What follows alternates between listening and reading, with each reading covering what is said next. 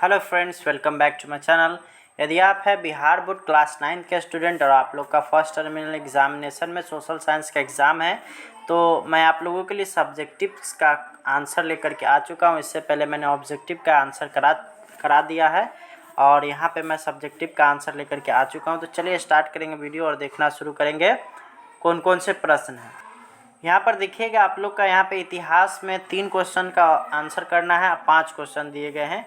यहाँ पे आप लोग देख सकते हैं, नई दुनिया की खोज इंग्लैंड के लिए वरदान साबित हुआ कैसे। दूसरा, बोस्टन की चाय पार्टी पर टिप्पणी लिखे। तीसरा, सप्तवर्षीय युद्ध के प्रभाव का वर्णन करिए। चौथा, भौगोलिक खोजों ने किस प्रकार से भ्रांतियों को तोड़ा। पाँचवा, भौगोलिक खोजों ने व्यापार और वाणिज्य पर किस प्रकार का प्रभाव डाला। उसके बाद यहाँ पे भूगोल में भी आपको 3 प्रश्न का उत्तर देना है। यहाँ आपका प्रश्न दिया हुआ है, आपको इसको शांति से पढ़ लेना है। उसके बाद फिर यहाँ राजनीति विज्ञान में भी आपको 3 क्वेश्चन में से 2 क्वेश्चन का आंसर करना है। अर्थशास्त्र में भी वही है, 3 में 2, और आपदा प्रबंधन में भी है 3 में 2। दीर्घ उत्तरीय क्वेश्चन का अभी हम बात नहीं कर रहे हैं। अगर आप लोग को यह वीडियो अच्छा लगता है और अगर आप कमेंट करेंगे कि हमको दीर्घ उत्तरीय प्रश्न भी चाहिए, तो मैं वो भी अपलोड करवा दूंगा। तो इस वीडियो में हम लोग ये सिर्फ लघु उत्तरीय प्रश्न को देखने वाले हैं। तो चलिए हम लोग देखना शुरू करेंगे। यहाँ पे सबसे पहले इतिहास में हम लोग आए हैं। तो यहाँ पे नई दुनिया की खोज इंग्लैंड के लिए वरदान साबित हुआ कैसे। तो इसके लिए हम लोगों ने जो आंसर लिखा है, यहाँ पे लिखा हुआ है, नई दुनिया की खोज इंग्लैंड के लिए वरदान साबित हुआ क्योंकि अमेरिका के रूप में उन्हें एक कीमती उपनिवेश मिला जिसके दोहन से इंग्लैंड अपनी अर्थव्यवस्था को सुदृढ़ एवं समृद्ध बना सकता था। नेक्स्ट अगला जो है इतिहास से ही क्वेश्चन, वो बोस्टन के चाय पार्टी पर टिप्पणी लिखे।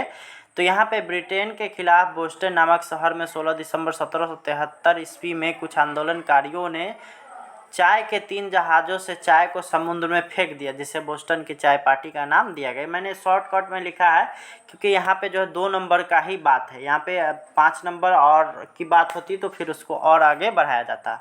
अगला है सप्तवर्षीय युद्ध के प्रभाव का वर्णन करें। तो इसका आंसर है, इसमें 1756 से लेकर के 1763 ईस्वी तक अमेरिका एवं ब्रिटेन के बीच हो रहे युद्ध की तीव्रता बहुत अधिक थी। इसका प्रभाव प्रमुख रूप से यूरोप के उत्तरी अमेरिकी और केंद्रीय अमेरिकी, पश्चिमी अमेरिकी तथा एशियाई देशों पर पड़ा। अब इतिहास का हम लोग का बात खत्म हुआ। अब हम लोग आते हैं भूगोल में। भूगोल में आपको 3 क्वेश्चन का आंसर करना है। 5 क्वेश्चन दिए गए हैं उसमें। तो सबसे पहला, लंबी धारा होने के बावजूद तिब्बत के क्षेत्रों में ब्रह्मपुत्र में कम गाद यानी सिल्ट क्यों जमा है। तो लंबी धारा के बावजूद तिब्बत के क्षेत्रों में ब्रह्मपुत्र में कम गाद है क्योंकि ये शीत और शुष्क क्षेत्र है तथा जल की मात्रा काफ़ी कम है, जिससे अपरदन कम है और इसमें गाद इसीलिए कम है। अगला हम लोग देखेंगे खादर तथा बांगर किसे कहते हैं। तो खादर का यहाँ पे डिफिनेशन लिखा हुआ है। खादर उस भाग को कहा जाता है जहाँ प्रतिवर्ष नदियों के बाढ़ का पानी पहुंचता है एवं यहाँ हमेशा नवीन मिट्टी पहुंचती है और यह मिट्टी उपजाऊ होती है। अगर वही चीज़ अगर हम लोग बांगर की बात करें तो वह क्षेत्र जहाँ बाढ़ नहीं आती और हमेशा पुरानी मिट्टी, यहाँ पुरानी लिखा हुआ है, पुरानी मिट्टी जमा रहती है तथा यह मिट्टी कम उपजाऊ होती है, तो उसको हम लोग क्या बोलते हैं, बांगर बोलते हैं। अगला क्वेश्चन आता है आप लोग का जल संधि।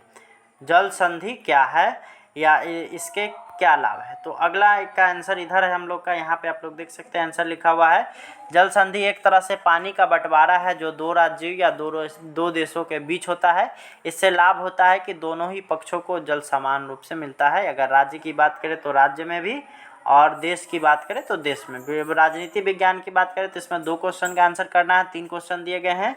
लोकतांत्रिक सरकार एवं तानाशाही सरकार में क्या अंतर है। तो लोकतांत्रिक सरकार के लिए कि यह सरकार जनता का सरकार होता है जिसमें जनता अपनी पसंद से अपने प्रतिनिधि को चुन सकते हैं तथा उन्हें हटा भी सकते हैं। वहीं अगर बात करें तानाशाही सरकार की तो इसमें कोई एक व्यक्ति शासन करता है जिसमें वह व्यक्ति ही प्रधान होता है और उसी की चारों ओर चलती होती है। अगला हम लोग क्वेश्चन है, तो वैश्विक स्तर पर लोकतंत्र से क्या तात्पर्य है। तो वैश्विक स्तर पर लोकतंत्र का जो अर्थ है, जनता के द्वारा तथा जनता के लिए शासन है जिसमें जनता अपने मन से अपने प्रतिनिधि को चुन सकते हैं तथा उसे हटा भी सकते हैं। अगला है अर्थशास्त्र से हम लोग को 2 क्वेश्चन का आंसर करना है। तो उत्पादन से आप क्या समझते हैं। तो उत्पादन का अर्थ है किसी भी प्रकार से वस्तुओं का निर्माण करना जिसमें व्यक्तियों को लाभ पहुंचे। आगे हम लोग बढ़ेंगे और आगे आता है इसका दूसरा नंबर है कि भारत में मानवीय पूंजी निर्माण के विकास का परिचय है। तो भारत का जनसंख्या विश्व की अगर बात किया जाए तो दूसरे स्थान पर है और यहाँ पे अच्छे और अधिक जानकारी वाले लोग रहते हैं, जिससे यहाँ से वो लोग पढ़ लिख करके दूसरे देशों में जाते हैं या फिर अपने देशों में उसका नाम अपना कमाते हैं और उससे पैसा कमाते हैं, जिससे देश को टैक्स मिलता है और उसकी अर्थव्यवस्था में बदलाव आता है। अगला क्वेश्चन आता है आपदा प्रबंधन से। तो आपदा को कम करने के लिए कौन कौन से उपाय करने चाहिए? तो आपदा को कम करने के लिए सबसे पहले लोगों को जागरूक होना आवश्यक है। इसके लिए विभिन्न तरीके हो सकते हैं। अगला क्वेश्चन आता है कि आपदा प्रबंधन में ग्राम पंचायत की क्या भूमिका है? तो आपदा प्रबंधन की बात किया जाए तो ग्राम पंचायत सबसे निचला स्तर होता है, जहाँ से लोग आपस में जुड़े हुए रहते हैं, और उसको अगर वहाँ से प्रशिक्षित कर दिया जाए तो लोग आपदा में कम प्रभावित होंगे। तो इस तरह से ये वीडियो यहीं पर समाप्त होता है। लघु उत्तरीय प्रश्न इतना ही थे। अगर आप लोग कमेंट करते हैं तो मैं इसमें दीर्घ उत्तरीय प्रश्न भी सम्मिलित कर दूंगा। तो इस वीडियो में फ़िलहाल इतना ही। मिलते हैं बहुत जल्द ही नेक्स्ट वीडियो में। Bye bye.